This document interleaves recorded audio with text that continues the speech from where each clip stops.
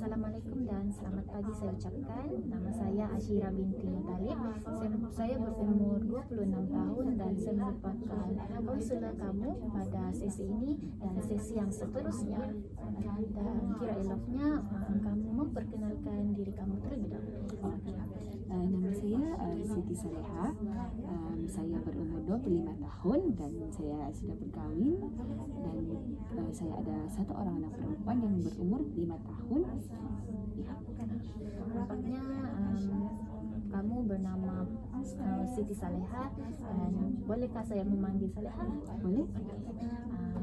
Berdasarkan cerita kamu, saya dapat tahu ya kamu ni mempunyai keluarga. Sebelum kita memulakan sesi, saya ingin memperingatkan mengenai limitasi dan kerasian. Pertama sekali, perbualan kita ini akan dirakam untuk penyelia saya. Dan seterusnya, cerita kita ini akan berada di sini saja, tidak akan dibawa keluar. Dan seterusnya pula, kita punya sesi ini sekiranya Puan Siti Saleha cenderung untuk mencederakan diri anak-anak, orang tua dan orang-orang upaya, dan sekiranya saya mendapat waran dari Spina dari mahkamah, saya akan membawa perbualan dan maklumat ini kepada pihak ketiga. Adakah Puan Siti Saleha bersetuju? Okey, setuju. Baiklah, menerusi cerita yang Puan Saleha ceritakan tadi, saya dapat mengetahui bahawa Puan Saleha sudah berkahwin dan mempunyai seorang anak perempuan yang berusia 5 tahun. Nampaknya Puan Saleha ini mempunyai keluarga kecil di usia yang muda. Jadi, apa kabar keluarga Puan Saleha sekarang? Keluarga saya sehat. Alhamdulillah sehat. Alhamdulillah sehat. Bagaimana pula perasaan Puan Saleha selepas melayari bahtera perkahwinan? Apa perasaan Puan Saleha sekarang? Untuk sekarang ni saya rasa kecewa. Kecewa? Boleh terangkan kenapa berasa kecewa tu dengan lebih terperinci? Pada awal kami menjalankan perkahwinan ini, keluarga kami sangat bahagia. Kami dikurniakan seorang anak perempuan yang comel dan sangat soft dan cute, dan kami sangat menyayangi antara satu sama lain. Tapi pada setelah 6 tahun perkahwinan kami berlangsung, suami saya mempunyai seorang kenalan wanita. Dia pada mulanya mereka hanya kenalan bekerja saja. Tapi sejak tahun lepas, sejak wanita itu dicurangi oleh teman lelakinya, dia rapat dengan suami saya dan dia rasa conflict sama suami saya. So dari situ saya nampak mereka rapat dan dari situ kami punya pergolakan rumah tangga. Okey, menerusi cerita Puan Saleha tadi, nampaknya Puan Saleha berasa kecewa disebabkan Puan Saleha mengetahui bahawa suami Puan Saleha curang. Jadi, bagaimana pula suami Puan Saleha? Adakah suami Puan Saleha tahu yang Puan Saleha ni sedia maklum mengenai hubungan mereka? Pada mulanya mereka suami saya tidak tahu, tapi naluri seorang isteri ni saya ikut dia pergi kerja. Saya ikut dia pergi kerja. Saya melihat dia bersama perempuan tersebut, mereka makan sama-sama, mereka berpegangan tangan. So saya nampak, masa itu saya terkejut. Masa itu saya jumpa dengan mereka. Saya cakap, kenapa? Saya berbincang, kenapa macam ni? Saya marah perempuan tu. Awak tahu kan suami saya ni sudah berpunya, kenapa dengan tu? Malahan sebaliknya saya memikirkan suami saya menolong saya, tapi sebaliknya dia memarahi saya. Mereka mengelak, mereka tidak apa-apa pun. So saya macam tertipu. So saya suami saya suruh balik. Saya kata kita bincang di rumah nanti kalau balik baru kita bincang. Saya malas mau bergaduh tempat kerja nanti tidak elok dipandang orang. So saya balik rumah. So lepas saya balik rumah tuh saya ada bincang dengan dia. Saya kata, betulkah dia menjalin hubungan dengan perempuan tersebut? So dia pun cakap, ya kami, betul-betul mereka dan suami saya sehingga mengatakan mereka dia mau berkahwin lagi satu, berpoligami. So saya tidak bersetuju. Kami bergaduh. Sejak dari situ dia sering marah, dia selalu marah. Sejak saya menolak untuk itu, saya tidak maukan perceraian. Saya mau rumah tangga kami kekal dengan sebab kami sudah ada anak. Tapi dia membuatkan saya, dia bercerita dengan saya kadang-kadang saya hampir macam lepaskanlah saya. Tapi dia menyayangi saya sama seperti dia menyayangi perempuan tersebut. So ya.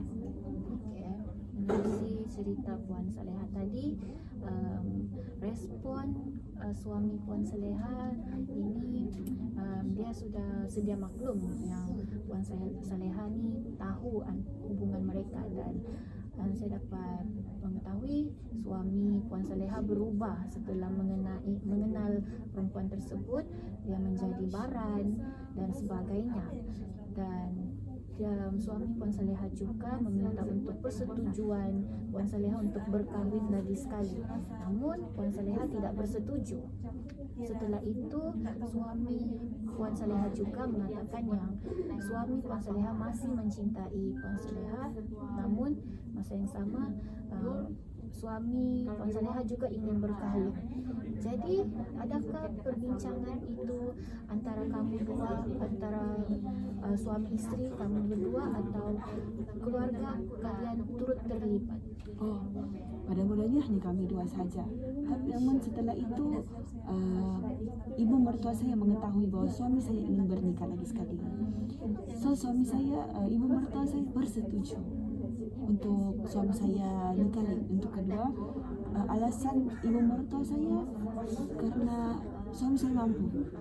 So bagi saya alasan itu tidak masalah. So saya ibu bapa saya pun ibu bapa saya berserah kepada saya jika saya mau bercerai atau meneruskan bersama lelaki itu.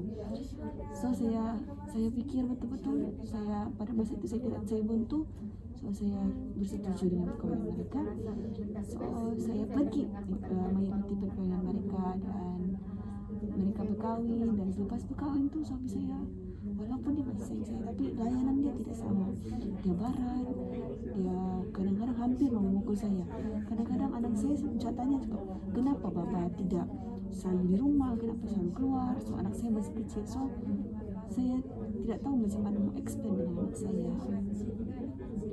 Jadi masalah Puan Saleha sekarang ni lebih kepada anak Puan Saleha sendiri, yang mana Puan Saleha cuba untuk pertahankan rumah tangga Puan Saleha untuk mengelakkan perceraian tersebut, dan Puan Saleha sedaya upaya untuk memastikan suami dan Puan Saleha tidak bercerai demi anak Puan Saleha sendiri. Jadi apa yang membuatkan Puan Sharina berasa, Puan Saleha berasa ingin mempertahankan rumah tangga tersebut selain daripada anak Puan Saleha sendiri? Sebab saya bukan seorang yang berpelajaran. Suami saya seorang yang berpelajaran. Dia pandai. So saya bernikah dengan dia. Saya tidak punya apa-apa, pekerjaan pun tidak ada. So saya bergantung sepenuhnya kepada dia. So jika saya bercerai dengan dia, bagaimana dengan kehidupan anak saya? Saya takut anak saya dalam jagaan saya bukan orang senang. So saya takut untuk ditinggalkan. Saya takut untuk memulakan perkawinan yang baru karena saya sangat mencintai dia. Karena sebelum berkenalan dengan wanita itu dia memang seorang yang sangat baik, tidak pernah pukul. Dia malahan menyayangi saya. Dia memperlakukan saya seperti seorang istri yang sangat baik.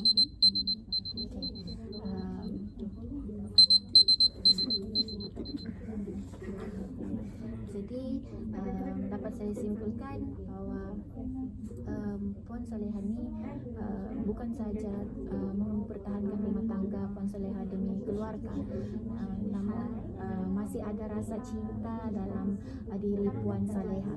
Jadi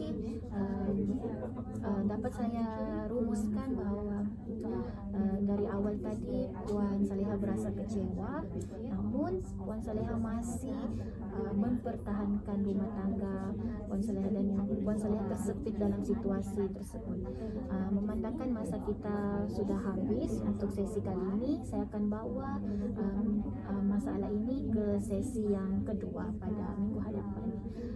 Saya ingatkan lagi sekali tentang limitasi kita, yang mana cipta kita hanya di sini dan bermula di sini, berakhir di sini, dan sekiranya Puan Saleha cenderung kepada mencederakan diri sendiri, keluarga, orang tua, anak-anak dan orang berupaya, dan sekiranya saya mendapat waran sepihak dari mahkamah, saya akan membawa perbualan dan maklumat ini ke pihak ketiga.